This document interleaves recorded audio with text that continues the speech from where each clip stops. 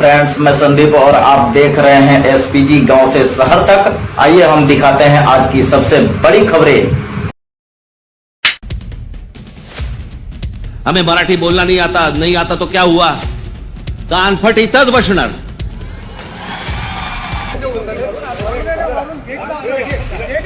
महाराष्ट्रामध्ये मुंबईमध्ये मराठीचा मान हा राखला गेलाच पाहिजे प्रत्येक आस्थापनेत। सरकार का भी मानना है कि मराठी का उपयोग ज्यादा से ज्यादा होना चाहिए, किंतु अगर उसके लिए कोई कानून हाथ में लेता है तो कानून उसके ऊपर कार्रवाई करेगा।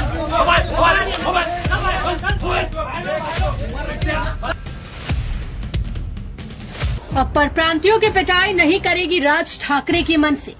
क्या भाजपा के दबाव में राज ठाकरे ने रोका आंदोलन? आखिर क्यों बदल गए राज ठाकरे के तेवर? महाराष्ट्र की राजनीति में एक बार फिर मराठी अस्मिता का नारा बुलंद हुआ। महाराष्ट्र नवनिर्माण सेना प्रमुख राज ठाकरे ने गुड़ी पाड़वा के अवसर पर मी मराठी अभियान का आगाज किया। मकसद था महाराष्ट्र में मराठी भाषा का सम्मान सुनिश्चित करना, लेकिन इस अभियान की राह आसान नहीं रही। राज ठाकरे ने अपने समर्थकों से ये साफ कह दिया कि जो लोग राज्य में मराठी बोलने से इनकार करते हैं उन्हें थप्पड़ मारने में संकोच न करें। ये बयान आग की तरह फैल गया। मन से कार्यकर्ताओं की सक्रियता भी देखने को मिली, लेकिन राज ठाकरे का ये मी मराठी अभियान विवादों में घिर गया। इस बार राज ठाकरे का आंदोलन 2 दिन से ज्यादा नहीं चल पाया। कई तरफ से विरोध के स्वर उठने लगे। सवाल उठने लगा कि क्या मराठी भाषा के नाम पर हिंसा को जायज ठहराया जा सकता है? राजनीतिक गलियारों में भी हलचल तेज हो गई। बीजेपी की सूत्रों की माने तो देवेंद्र फडणवीस की नेतृत्व वाली महायुति सरकार पर इस क्षेत्रीय संगठन पर लगाम लगाने का दबाव था। आखिर क्या हुआ कि राज ठाकरे को अपने कदम पीछे खींचने पड़े? बीजेपी के अंदरूनी सूत्रों का कहना है कि राज ठाकरे के अभियान का सीधा असर बीजेपी के उत्तर भारतीय वोटरों पर पड़ रहा था। खासकर बिहार विधानसभा चुनाव को देखते हुए बीजेपी अपने इस कोर वोट बैंक को नाराज नहीं करना चाहती थी। मुंबई में उत्तर भारतीयों के खिलाफ हिंसा की छोटी मोटी घटना भी बिहार चुनाव में बीजेपी को नुकसान पहुंचा सकती थी। उत्तर भारतीय समुदाय का प्रतिनिधित्व करने वाले बीजेपी नेता ने गणेश चतुर्थी के 10 दिनों के उत्सव में गैर मराठियों की सक्रिय भागीदारी का हवाला दिया। उनका तर्क था कि जिस राज्य में कोई बसता है उसकी संस्कृति, भाषा और व्यवस्था को अपनाना स्वाभाविक है। किसी को मराठी सिखाने के लिए उस पर हमला करने की जरूरत नहीं है।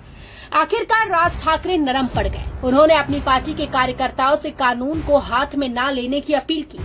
उन्होंने कहा कि जब भी मराठी को हल्के में लिया जाएगा वो हस्तक्षेप करेंगे, लेकिन कानून को अपने हाथ में नहीं लेंगे।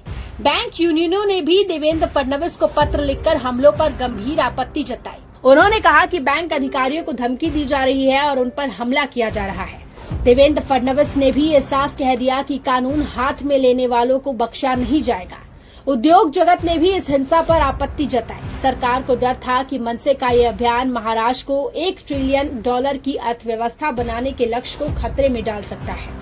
निवेशकों के लिए राज्य में अनुकूल माहौल बनाए रखना जरूरी था। महाराष्ट्र में मराठी अस्मिता की राजनीति कोई नई बात नहीं है। अतीत में भी शिवसेना ने मराठी मानुस के कई मुद्दों को उठाकर प्रवासियों के खिलाफ आंदोलन किए थे।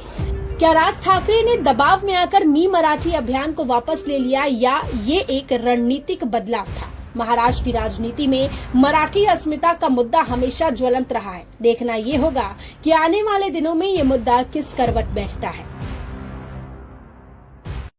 Bureau report, metro Mumbai.